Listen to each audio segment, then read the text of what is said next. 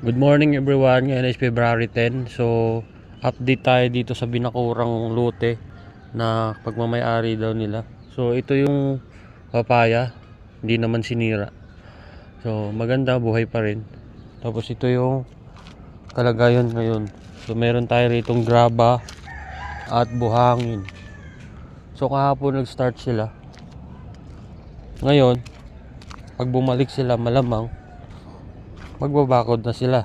Wala pa silang hollow blocks eh. So ito, meron na rin pala rito mga bakal Talagang matindi Yan 1, 2, 3, 4, 5, 6, 7, 7 butas.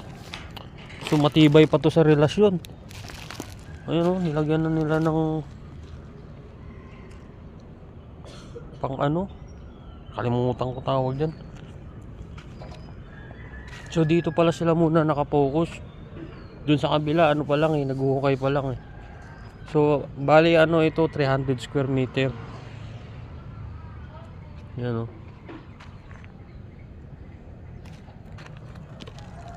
Dito nila nalagay yung poste. Semento at graba na lang yung semento na lang ang wala. Dito lang yan sa amin may nagmang inasal pa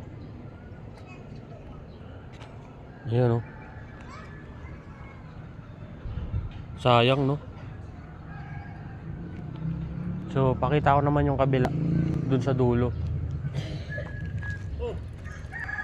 Morning. Ito ba inspector dyan?